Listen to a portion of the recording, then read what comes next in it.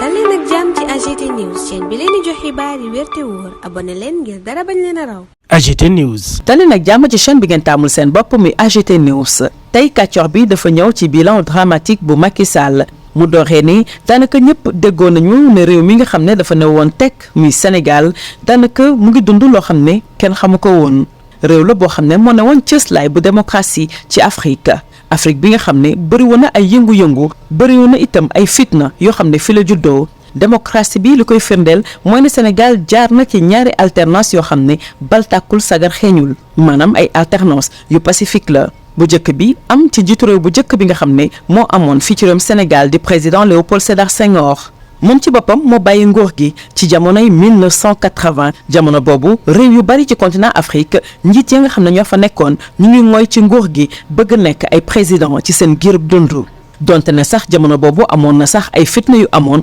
waaye fitna yooyee tey mënuñu ko méngale ak fitna yi nga xam ne réewum Sénégal moom lay dund jamono ci lii daanaka guléet la. ñu ngi fàttaliku itam jamono bi nga xam ne njiitu réew bu Sénégal ba woon di maître Abdoulaye Wade dafa bëggoon nag kut ko kut ñu daal di jël doomam fal ko njiitu réew bu Sénégal mu jàpp ni moo gën moo mën it ci réew mi. jamono yooyu taroon na lool waaye terewul ba woto jotee réewum Sénégal dafa wane màggaayam ci wàllum démocratie bañ ca jógee ñu fal ndaw loo xam ne daanaka dafa namp ci jafe-jafe yi nga xam ne moo am ci réewum Sénégal ñu bari amoon yaakaar jublu ci moom woteel ko waaye nag moom wane na ne tey mooy ki gën a yées ci njiitu réew yi nga xam ne am nañu ko fi ci réewum Sénégal daanaka weer yu néew moo des ñu daal di soobu ci élection présidentielle yi waaye li am boobuk léegi dafay wane ne élection présidentielle yi léegi moo nar a nekk élection yi nga xam ne moo ëpp fitna fi ci réewum Sénégal la ndax nag ba fii wóoruñu ne njiitu réew bu Sénégal Macky Sall dina bàyyi réew mi ci jàmm xol yi daal di juboo réew mi mu ngi ci ay jafe-jafe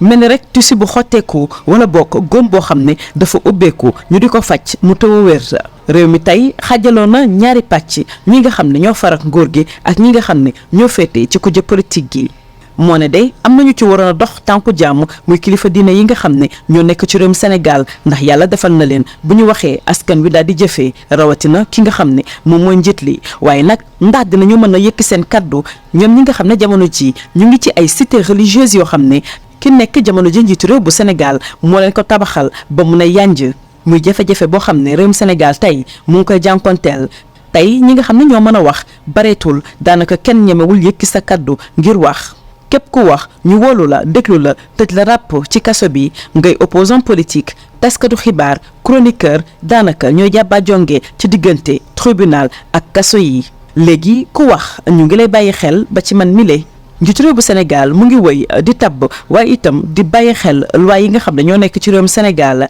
ñi nekk ci société civile bi yuuxu nañu ba sonn waaye mënuñ ci dara dafa mel ni Macky Sall déggu leen duñu dellu siwaat nag ci nomination yi nga xam ne jàll na ba noppi waaye nag dinañu taxaw ci tension politique ak interpellation opposants yi ba ci sax réforme électorale yi nga xam ne ñu bëri ànduñu ci loolu mooy jéego yi nga xam ne ñu ngi koy teg bés bi yàlla sàkk fii ci réewum Sénégal jëm nag février atum 2024 mu mel ni njiitu réew mi ak ñi mu àndal naru ñoo dellu benn yoon ci yoon wi nga xam ne rëdd nañu ko ba noppi xanaa ñu dund yaakaar ne xëy na bés Macky Sall dina xalaataat deltu ginnaaw maytu kilifa yu bon yi nga xam ne ñoo nekk ci palais de la république di yëy noppam di ko wax lu bon soppi doxalin ngir mën a génn ci porte bu mag bi nga xam ne day tax mu bokk ba faw ci taarix bu Sénégal mu ne woon jàngatu kàccoor bi ci yéenekaay bi di Le Témoin. AGT News. Merci de choisir AGT News pour vous informer. Le bilan dramatique de Macky Sall. Pourtant, tout le monde concordait sur le fait que ce doux pays continuerait à rester ce qu'il a toujours été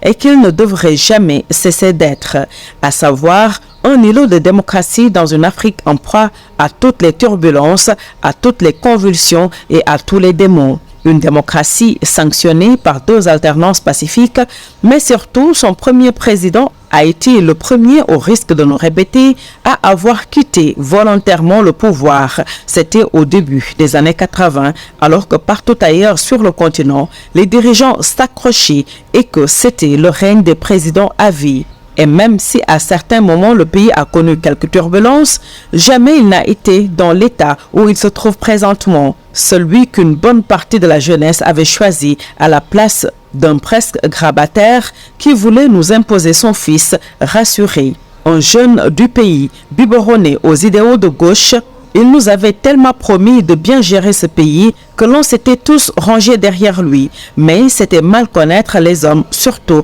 lorsqu'ils parviennent sous les ors du pouvoir. À moins de 4 mois de la présidentielle, tout concourt pour indiquer qu'elle est partie pour se tenir dans un climat, sinon de violence, en tout cas vicié. Car on n'est pas sûr que le chef nous laissera un pays en paix avec des cœurs réconciliés. La déchirure est si profonde, la plaie si béante qu'il faudra des rassembleurs pour réconcilier ce beau peuple plus que jamais divisé en 2 camps retranchés. Ceux qui devraient parler ou prendre le bâton de pèlerin restent reclus dans leur cité religieuse modernisée par le chef. Un confort qui leur fait perdre leur rôle de régulateurs sociaux. Ce pays que nous aimons tous a perdu son âme et n'est plus le même. Il ne sera sans doute plus jamais le même. Malheureusement, ils ne sont pas nombreux à oser dire la vérité à celui qui décide.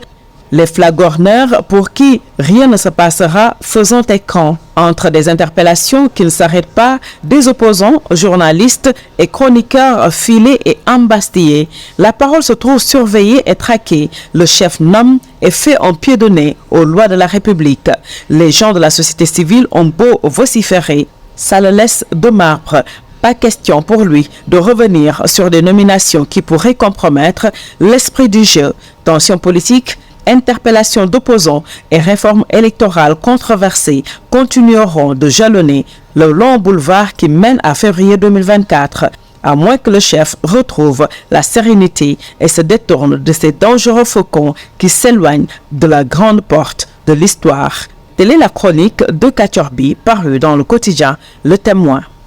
AGT News.